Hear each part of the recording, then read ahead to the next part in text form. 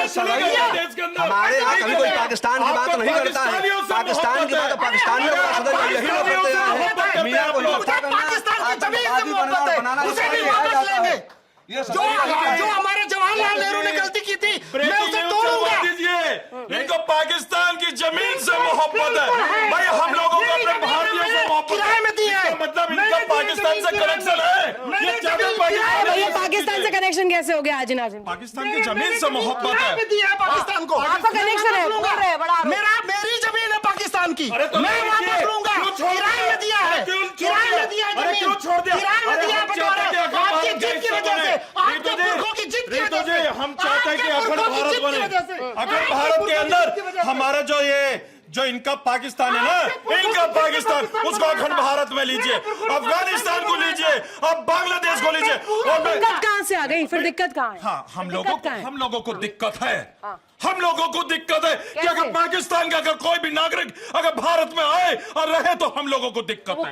कहाँ के हैं? पाकिस्तान कैसे है? हमारे भाई नहीं है, नहीं है पाकिस्तान के हमारे भाई नहीं है। ये नारा इन्होंने दिया था कि हंस के लिए, लड़ के लिया पाकिस्तान, हंस के लेंगे हिंदुस्तान। पाकिस्तान को अलग कर लिया, बांग्लादेश को अलग कर लिया, असम को भी अब यही चाहते कि हम अलग देश बनाएंगे। इनकी यही सोच हो रही है, उसको भी अलग कहते हैं इनसे भाई भाई आप मिला लीजिए ना, आप मिला लीजिए। आपके पास तो सुनहरी मौका था, आपने दो मौके खो दिए भाई। बांग्लादेश का भी मौका खो दिया आपने और पाकिस्तान का भी मौका खो दिया। अब मैं ये कहना चाहता हूँ बड़ी जिम्मेदारी के साथ आपके चैनल पे मैं कहता हूँ कि अगर जिसको भी पाकिस्तान या पाकिस्तानियों से मोहब्बत है उसको पाकिस्तान में भेज दीजिए भाई। हाजी नाजिम खान भारत से मोहब्बत करता है, भारतीयों से मोहब्बत करता है। अगर मेरे भारतीयों को अगर किसी ने कोई इस तरह की पाकिस्तान में आप तो सही नहीं है। पाकिस्तान की व्यवस्था आप लोगों ने मांगी। अरे पाकिस्तान तो आप मांगते हो, आपने कहा यहाँ जिन्ना कौन था ये बता दीजिए मुझे। जिन्ना के पूर्वज आप भी हिंदू बने हुए कौन थे? पूर्वज थे, हिंदू थे क्या बात करते हो? आप सब कन्वर्टेड हो, आप सब कन्वर्टेड हो। 90% से ज्यादा इस देश के मुसलमान हिंदू ही थे। इन्हें हिंदुओं ने भारत तो क्या करे? अरे रुकिए करेंगे क्या? नहीं सवाल सुनिए आज नाजिम सवाल नहीं रुकिए, बड़बड़ाने से नहीं होगा। सुनिए सवाल नहीं सवाल सुनिए पहले, मुझे सवाल बोलने दीजिए। सवाल ये है तो क्या आप उकसाएंगे? मौलानाओं को किसी ने सर्टिफिकेट दे दिया है, उन्हें कह दिया है, ग्रीन सिग्नल दे दिया है, जाइए भड़काइए, आग लगाइए दुनिया में। हाँ सुन लीजिए, अभी आपने उकसाने की बात कही, 5 साल में आपने टांगे तोड़ने की बात करी, अब 5 साल में आपने कमर तोड़ने की बात की। वो देश विरोधी गलत कोट कर रहे हैं। उन्होंने कहा देश विरोधियों की टांगे तोड़ेंगे, देश विरोधियों की टांगे तोड़ने की बात कर रहे हैं। देश लेकिन आप लोग क्या टांग तोड़ी जाएगी? कोई अगर राष्ट्र विरोधी काम करेगा तो उसकी पीठ के तोड़े जाएंगे। ऐसे बर्दाश्त नहीं किया जाएगा। गजबा हिंद नहीं होने देंगे और आसाम को अलग नहीं होने देंगे। एकता का राज चलेगा, हिंदू मुस्लिम साथ चलेगा, मेरा पीस पार्टी का नारा है। और उसी तरीके से हम आप तो पाकिस्तान के फेवर में, अखंड भारत के फेवर में भी नजर नहीं आए। देखिए अबे आपने कही, मैं कहता हूँ अखंड भारत आप ले तो लीजिए भाई। अखंड भारत के लिए हम लोगों ने कहा मना करी है, ये तो मौजूदा सरकार है। अखंड पाकिस्तान जुड़ेगा तो पाकिस्तानी कहाँ जाएंगे? दूसरे से नफरत है। अच्छा ठीक है, ऐसा ना बस ये बताइएगा, ये चुनौती देना इस राजनीतिक भूचाल में आप क्या देख रहे हैं? ये वोट पोलराइज करने का जरिया है क्या? राजनीति करते हुए इस तरीके के बयान देते हुए उकसाने का कि मुसलमान वहां का जाए और जाकर के सीधे बटन दबा दे और एक ऐसी लोग को चुन ले, एक ऐसी सरकार वहां पर बन जाए जो कि अपने मंसूबे, अपने कट्टरपंथी विचार जो है वो आगे बढ़ जाए। रितु जी, डिबेट हो रही थी असम पर, पहुंच गई कहां? बड़ा दुख की बात है कि हमें अपनी बात को कहना चाहिए और तथ्य के हिसाब से। आज बात असम की है, बात मियाँ की है। आपके चैनल के माध्यम से देशवासियों से कहना चाहता हूँ, खासकर मुसलमानों से, ये मियाँ शब्द उनके लिए है जो विदेशी मूल के मुसलमान वहाँ रहते हैं। बंगाली मुसलमान, बंगाली भाषा, बांग्लादेश से नहीं, जो बांग्लादेश से आए हुए हैं, जो बंगाली नहीं, जो बांग्लादेश से आए हुए हैं, उनको मियाँ बोला गया है। यही तो आप मुसलमानों को बांटने की कोशिश करते हैं, मुसलमानों से नफरत आप लोग करवा रहे हैं। आंकड़ा दीजिए, बताइए कितने असमिया कितने, असमिया मुसलमान कितने, आप ही बता दीजिए। हाँ देखिए असमिया, हाँ मैं 4% की बात करता हूँ। और बाकी कितने कौन है, कहाँ से आए? हाँ ये बंगाल यानी बंगाली भाषा बोलने वालों को आप बांग्लादेशी कहेंगे? अरे बांग्लादेशी जो देशद्रोही है, देशद्रोही की बात हो रही है। सुन लीजिए, देशद्रोही ऐड किया है, उसमें शब्द जोड़ा है। मैं कहता हूँ कि भारत के अंदर घुसपैठिए आए तो आए कैसे भाई? हम चाहते हैं कि भारत के भारत के अंदर से घुसपैठियों को बाहर निकाला जाए। ठीक है, पीस पार्टी चाहती है कि भारत के अंदर भी घुसपैठियां ना रहे। पहली बात तो है कि घुसपैठी आए कैसे, वो सब जानते हैं। कांग्रेस शासनकाल में जब 71 हुआ था, बॉर्डर खोल दिए गए थे। वो विडंबना थी इस देश की, वो सरकार की विडंबना थी और सरकार मजबूर थी, घुस गए। लेकिन असम के अंदर मियाँ उनको कहा जाता है जो विदेशी मूल के मुसलमान हैं, जो वहाँ पर हमारे देश का राशन खा रहे हैं, मेरे मुसलमानों को हक तो मार आप तो रहे हैं। घुसपैठ वाले उसको भी प्लान को भी कह रहे हैं कि वो विफल करने की कोशिश कर रहे हैं मौलाना, उससे तिलमिलाए हुए हैं कि घुसपैठ पर जो प्रहार, जो हंटर चल रहा है शर्मा के सरकार का, वो कहीं ना कहीं इससे तिलमिलाए हुए हैं। बिल्कुल ठीक कहा आपने। जो पश्चिम बंगाल में ममता कर रही हैं, सेम वो आपके जो दाढ़ी वाले बाबा हैं, क्या नाम उनका? बाबा मत कहिए, बखरुद्दीन कहिए, बखरी साहब कहिए, बाबा मत कहिए। बाबा ने नहीं कहा है, ये बखरी ने कहा है। बखरी को प्रॉब्लम है, बाबाओं को प्रॉब्लम नहीं है। बाबा चाहते हैं कि देश सुरक्षित हो, बॉर्डर सुरक्षित हो। बाबा किसने नहीं कहा है, बखरुद्दीन ने कहा है। और उनको प्रॉब्लम है, क्यों कि हमारे देश में हिंदू मुसलमान एक साथ नहीं रहना चाहिए। उनको प्रॉब्लम है ऐसे लोगों को जिनको कि पाकिस्तान का डिवाइड एंड रूल वाला खेल रहे हैं। यही चाह रहे हैं कि यहाँ से लोग बढ़ जाएं, मुसलमान हिंदू आपस में लड़ें, और मुसलमान नहीं, मुसलमान को भी लड़ाने का ये काम कर रहे हैं। ये मुसलमान को मुसलमान से भी लड़ाने का काम कर रहे हैं। हमारे यहाँ किसी मुसलमान को टारगेट नहीं किया गया। वहाँ पे ये कहा गया जो आतंकवादी गिरोह के व्यक्ति हैं। मैं आपसे एक सवाल करना चाहता हूँ कि इस बदलाव को जो पीछे 14-15 सालों में जो राजनीति में बदलाव आया है, चाहे हम हिंदू की बात करें चाहे मुसलमानों की बात करें, जिस तरह से अलगाववाद फैलाया जा रहा है, इसका फायदा किसको मिल रहा है? इस सबसे ज़्यादा जो बड़ी पार्टी, जो विश्व की सबसे बड़ी पार्टी बताई जाती है, उसको फायदा मिल रहा है। अगर मुसलमान एक मुश्त होकर दूसरी जगह वोट डाल रहा है, चाहे वो कांग्रेस को डाले, चाहे वो लेफ्टिस्ट को डाले, चाहे वो सीपीएम में जाए, चाहे वहाँ के लोगों लोकल जो पार्टीज हैं, अगर वहाँ पे जा रहा है रुति जी, तो सब फायदा किसको हो रहा है? भारतीय जनता पार्टी को हो रहा है। अगर इस तरह के बयानबाजी एक तो कितनी सीटों पर लड़ रही है ये बताइए मुझे। AIUDF कितनी सीट पे? AIUDF की जो आप बात कर रही हैं, कांग्रेस के साथ मिलके तरुण गोगोई, अखिल गोगोई के साथ एक गठबंधन हुआ है, उसमें वो लोग मिलके लड़ रहे हैं। अगर जब हम अखिल गोगोई की बात करें, चाहे इतिहास में देखिए ना कितनी सीटों पर जीते हैं वो, कितनी अच्छा ये बताइए, इतिहास में अगर कांग्रेस भी जीती है तो एक मुश्त तो कांग्रेस को पड़ रहा था। उसके बाद हेमंत बिस्व शर्मा कहाँ से आए? कांग्रेस से ही तो आए। वही तो खेल है। अब कहाँ गई गंगा जमुनी तहजीब? अब कहाँ गई गंगा जमुनी तहजीब? देखिए, गंगा जमुनी तहजीब को मैं बार बार फिर से क्लियर कर दूं, यमुना को गंगा में मिलना होता है, छोटा बड़े के साथ मिलेगा। यहाँ मुसलमान छोटे हैं, कम है, हिंदू ज्यादा है, तो प्रयाग के आगे बताइए यमुना कहाँ है? तो गंगा जमुनी तहजीब की नीयत यह है कि इस देश में जो यमुना है, यमुना मतलब कौन आप जानती हैं, तो यमुना को गंगा में मिलना है। यमुना गंगा से अलग नहीं रह सकती। मुसलमान हिंदुओं से अलग नहीं रह सकते, क्योंकि 15 अगस्त को उन्होंने स्वीकार कर लिया था कि जो भारत में मुसलमान रहेगा वो हिंदुओं को प्रेम के साथ रहेगा, स्वीकार करके रहेगा। लेकिन संविधान में क्या दिया? हिंदुओं के अधिकार कम है भारत के संविधान में, मुसलमानों के पास ज्यादा अधिकार हैं। उस ज्यादा अधिकार के साथ हमने मुसलमानों को स्वीकार किया, मुसलमानों ने इस देश को स्वीकार नहीं किया। ये भूमिका बनाने की कोशिश नहीं हो रही है? आपको नहीं लग रहा है एक माहौल सेट करने की, अपनी राजनीतिक रोटियां सेकने के लिए प्रयास किया जा रहा हो कि किसी भी तरीके से वोट्स को पोलराइज कर दिया जाए, मुसलमान भड़क जाए और वो वोट जाकर ये बदरुद्दीन अजमल जैसे जो मौलाना है जो ये बयान दे रहे हैं उन्हें दे दे? हाँ देखिए रितु जी, देखिए ये चुनावी माहौल है। हमने तो चुनावी माहौल में ये भी देखा है कि आपके मंगलसूत्र छीन लिए जाएंगे। हमने तो ये भी चीज सुनी थी कहीं पे भी। अब मैंने तो कह दिया, जिक्र करिए ना। हाँ सुन लीजिए। और दूसरी बात, ज्यादा बच्चे वालों को आपकी जमीनें दे दी जाएंगी, ऐसा भी बयान आया है। और रही बात यहाँ पे आप बदरुद्दीन अजमल साहब की बात कर रहे हैं, अभी आपने मेरे काबिल दोस्त से पूछा कितनी सीटों पर लड़ रही है, भाई वो 28-29 सीटों पर लड़ रही है। अगर देखिए लोकतांत्रिक मुल्क है, सबको चुनाव लड़ने का अधिकार है, लेकिन अगर वो 28 या 29 सीटों पर लड़ रही है तो वहां अगर ये कह दिया जाए कि मियाँ भाई का दबदबा यानी 4 मई को, तो मैं वही कहता हूँ ये पॉलिटिकल बयान है। इस पॉलिटिकल बयान को अगर आप ये सोचेंगे कि हिंदू मुस्लिम, तो फिर पॉलिटिकल बयान है तो मुसलमान क्यों? उस बयान में मुसलमान क्यों? उसमें मियाँ क्यों? हाँ देखिए, मैं वही चीज चाहता था कि आपने जो मैं कहना चाहता था वो आप लेकर आई। वो यही तो मियाओं के ऊपर ही तो एक राजनीति चल रही है। 5 साल अगर आपने और दे दिए तो कमर तोड़ देंगे। किन की तोड़ेंगे ये नाम नहीं बताया। देश विरोधियों, देश विरोधी कैसे साबित कर सकते हैं? आपके पास क्या एविडेंस है? नहीं, क्या एविडेंस है आपके पास? जो देश विरोधी होगा उसकी कमर तोड़ी जाएगी। जो होगा वो हिंदू मुसलमान कोई हो, जब शब्द उन्होंने देश विरोधी कहा, उन्होंने मुसलमान कब कहा है? ये गलत आप विस्फोट जो कर रहे नहीं चलेगा। हैं भारत के संविधान, जो ये संविधान की बात करते हैं ना, आप देखिए संविधान चिल्लाते हैं, संविधान द्वारा नियुक्त मुख्यमंत्री को मिसकोट करते हैं लाइव चैनल में। उन्होंने कहा जो देश विरोधी होगा उसकी कमर तोड़ी है, उसकी कमर तोड़ेंगे।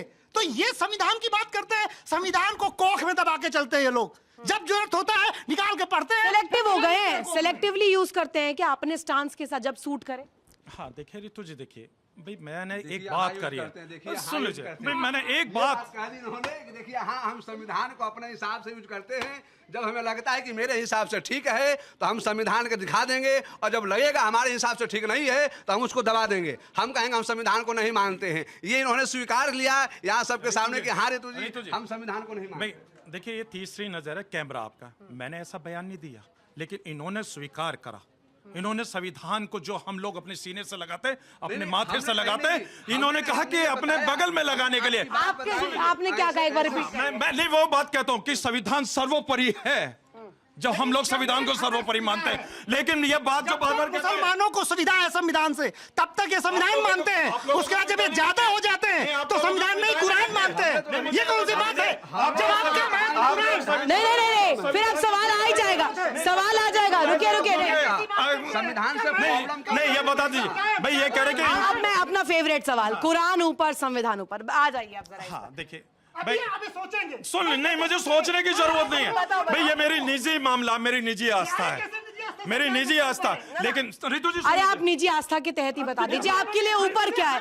कुरान ऊपर है, शरिया ऊपर है, या आपका संविधान ऊपर है? देखिए हाँ सुन लीजिए, अभी आपने एक बात कही तो मैं आपको बता दूं कि अभी मैंने सर्वोपरि कहा। आप पढ़े लिखे एंकर हैं, मैंने तो शुरुआत में आपके कहा आप पढ़े लिखे वक्ता, आप मुझे बता दीजिए एक वर्ड में। हाँ तो मैंने बताया ना भाई, सुन लीजिए भाई, अरे सुन लीजिए, मैंने पहले कहा कि संविधान सर्वोपरि है। इतना क्यों खिचड़ी मत बनाइए, एक वर्ड। निजी मामला, मेरी आस्था है कुरान। अब भाई कुरान देख, आर्टिकल 25 के अकॉर्डिंग मैं अपने रिलीजियस के मानता हूँ। और देखिए कुरान मेरे लिए मेरी आस्था को देखते हुए भाई मेरे लिए मेरा कुरान सर्वोपरि है, और लेकिन भारत संविधान से चलता है। फंडामेंटल राइट्स के साथ, एक मिनट, फंडामेंटल राइट्स के साथ फंडामेंटल ड्यूटीज भी आती हैं। ड्यूटी ये कहती है कि संविधान को आप किस दर्जे पे रख रहे हैं, किस प्रायोरिटी पर रख रहे हैं। आपके लिए मैं तो कह रही हूँ, मैं सनातनी हूँ, मेरे लिए ऊपर संविधान है। आप बोल दीजिए भाई मैंने भी तो कहा संविधान सर्वोपरि है। भाई कुरान से ऊपर है कि नहीं ये बताओ। भाई अगर आपसे कहूं कि धार्मिक ग्रंथों को अगर मैं कह दूं गीता, रामायण और चारों वेद इन सबसे कह दूं तो ये कंट्रोवर्सी बयान हो जाएगा। इस तरह का बयान हम लोग नहीं देते। हम लोग सभी के धर्मों के, सभी के ग्रंथों का सम्मान करते हैं, चारों वेदों का सम्मान करते हैं, 18 उपनिषदों को हम सम्मान। हाजी नाजिम एक बार बोल दीजिए, शरिया से ऊपर संविधान है, शरिया से ऊपर संविधान है। एक बार मैंने तो कहा, अरे भाई मैं आपको स्टाम्प पे दे दूं लिख के, क्या स्टाम्प पे नहीं, घुमा रहे हैं आप, खिचड़ी बना रहे हैं। भारत के अंदर संविधान सर्वोपरि है। भाई भारत को संविधान से तो चलाएंगे आप लोग, ये सरिया से चलाएंगे? बता दीजिए आप सरिया से चलाने की बात करते हैं, हम संविधान से चलाने की बात करते हैं। तभी हाजी नाजिम खान बड़े फख्र से आपके चैनल पे कहता है संविधान सर्वोपरि है। संविधान सर्वोपरि है, लेकिन कुरान से ऊपर। हाँ, हम लोग तो कई सालों की मेहनत सफल तो हुई, कम से कम माना तो कि कुरान संविधान से नीचे है। कम से कम इंडिया डेली को बधाई देना चाहिए कि आज तक किसी चैनल में इस तरह की परिचर्चा नहीं हुई जहां किसी ने कहा हो संविधान प्रथम है, कुरान द्वितीय है। तो कम से कम इंडिया डेली को बहुत बहुत बधाई, बहुत बहुत बधाई। आपके लाइव प्रोग्राम है, इसमें जब ये YouTube पर डालेंगे तो आप देखना, इन्होंने कहा कि संविधान कुरान से नीचे, इन्होंने अभी बोला नहीं, उन्होंने बोला कुरान नीचे, अरे आप इनकी पैरवी मत कीजिए। द्वितीय। ना, ना। अरे तो मैं एंकर हूँ, आप थोड़ी बताइए। अरे मैं कह रहा हूँ जब लाइव, अभी ये आपका लाइव चैनल चल रहा है, जब आप इसे डालेंगे तो देखना क्या है। आप जब इसे संविधान को कुरान से ऊपर मानते हैं तो कुरान स्वयं द्वितीय हो गई। आपकी ही बात को मैंने कोट किया है जब आप कहते हैं संविधान सर्वोपरि है। मेरी बात को कोट करा, इसका मतलब रितु जी इन्होंने आपको भी झूठा साबित कर दिया भाई, तीसरी नजर के सामने। और आपने इनके कितना बचाव वाली बात करी, लेकिन फिर भी इन्होंने आपको झूठा साबित एक बात बता दीजिए, चलिए बता दीजिए, आपको सच्चा चलिए बता दीजिए, अगर संविधान प्रथम है तो दूसरा ग्रंथ द्वितीय ही होगा। अगर संविधान प्रथम है तो भारत में कोई ऐसा ग्रंथ नहीं है जो प्रथम हो जाए, क्योंकि प्रथम के ऊपर प्रथम कभी नहीं होता। First is always first. Quran द्वितीय ही रहेगी। अगर इन्होंने कहा है संविधान सर्वोपरि है, अगर संविधान सर्वोपरि नहीं है तो कुरान फिर। एक सवाल है, अगर संविधान ही सर्वोपरि है तो आप ये बताइए कि रामचरित की मानस की जो आयतें हैं जो वहां पे चौपाई है, चौपाई आप अगर एक बात को आगे लेके बढ़ेंगे तो मैं दूसरी बात बोलता हूं। सबसे ज्यादा जो वहां पे तस्वीरें हैं, अगर भारतीय संविधान जो है सिर्फ हिंदू के हितों के लिए बनाया गया तो उसमें रामचरित मानस के अलावा कुरान की भी आयतें होनी चाहिए थी, क्यों नहीं है? आप बताइए। ठीक है, 15 अगस्त 1947 को जब बटा देश, तो उसके बाद जिनको कुरान चाहिए था संविधान में, उन्होंने अपना अलग देश बना लिया था। इसलिए जब संविधान बना तो ये तय हुआ कि सिर्फ और सिर्फ भारत में उत्पन्न धर्मों को ही संविधान में शामिल किया जाएगा।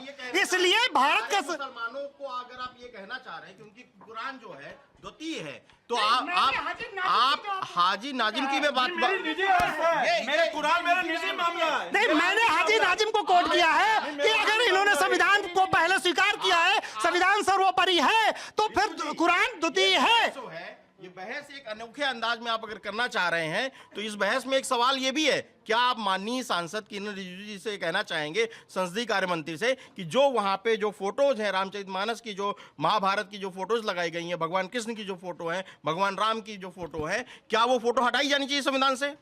आप बताइए। मैंने बिल्कुल नहीं कहा, क्योंकि संविधान में पंथ निरपेक्षता शब्द पंथ निरपेक्षता शब्द कांग्रेस ने डाला था। भारत पंथ निरपेक्षता 15 अगस्त 1947 के बाद उसने स्वीकार नहीं किया। प्रस्तावना में पंथ निरपेक्षता शब्द इंदिरा गांधी ने आपातकाल में डाला है। अगर हमें पंथ निरपेक्ष ही रहना था तो भारत का विभाजन क्यों हुआ? भारत का विभाजन धर्म के आधार पर हुआ। किसने करवाया?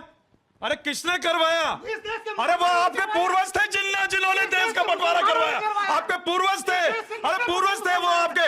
अरे सुन लीजिए, 1941 में हिंदू, अरे उनके पूर्वज, आपके पूर्वज मेरे पूर्वज नहीं है। मेरे पूर्वज कभी देश का बंटवारा जो कभी हिंदू थे वो मुसलमान हो गए, तो मेरे भाई ने पूर्वज कहा कि मुसलमान हमारे पूर्वज नहीं है। इनका कहना है कि जिन्ना जो थे हमारे पूर्वज नहीं है, हमारे पूर्वज हिंदू हैं। तो आज से अभी अपना नाम हिंदू रख लीजिए। उसके घर परिवार वाले आज भी हिंदू समाज से ताल्लुकात रखते हैं। गुजरात में जाइए भाई आप, और 1941 का जिक्र करूंगा मैं। 1941 का मैं जिक्र। सवाल एहसान अब्बासी जी, सवाल ये कि ऐसा तो नहीं है बिल्लियों की लड़ाई में बंदर लूट ले जाएगा?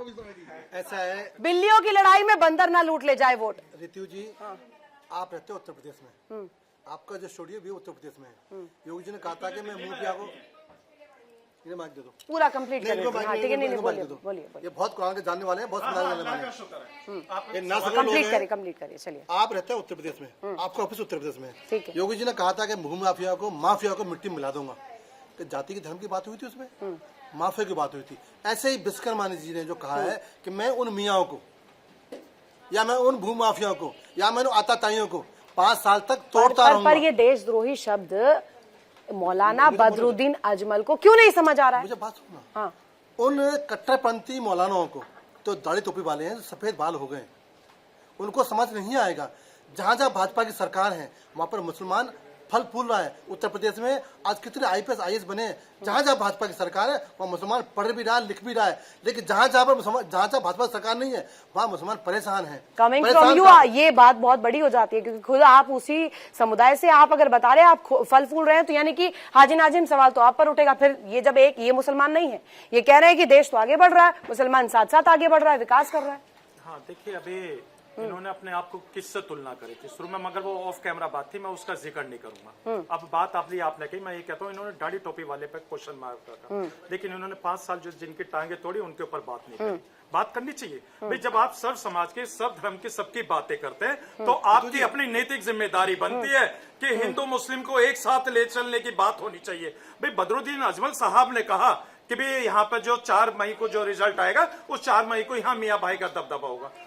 ऐसा आप लोग कहते हैं कि भी ऐसा उन्होंने कहा। मैं ये कहता हूं कि बदरुद्दीन अजमल साहब ने जो बयान दिया उस बयान की भी जांच होनी चाहिए। और जो 5 साल टांग तोड़ने की बात कर रही थी और जो 5 साल कमर तोड़ने की बात करते हैं, अभी आपके यहाँ पर 3 बार बात बतली गई। एक ने कहा देशद्रोही, एक ने कहा कि जवाब रितु जी, देश के अंदर जहां जहां पर भी ऐसे अताई होंगे, कमर तोड़ी जाएगी और मिट्टी में मिला दिया जाएगा और मिट्टी में दफन कर दिया जाएगा। चाहे कोई भी हो, चाहे वो अजमल हो, चाहे वो रामू हो, चाहे वो श्यामी हो, चाहे वो अब्दुल हो, कोई भी हो, जो व्यक्ति इस देश के आने वाले से खेलेगा, जो व्यक्ति देश में अपने हनक चाहेगा, जो व्यक्ति अपने देश में वर्चस्व चाहेगा, सेवा करने के माध्यम से नहीं आएगा, वर्चस्व के माध्यम से आएगा, आतंक मचाने के माध्यम से आएगा, उसकी कमर तोड़ी जाएगी। भारत सरकार तोड़ेगी, हम तोड़ेंगे और मुसलमान भी तोड़ेगा उसकी कमर, चाहे कोई व्यक्ति हो।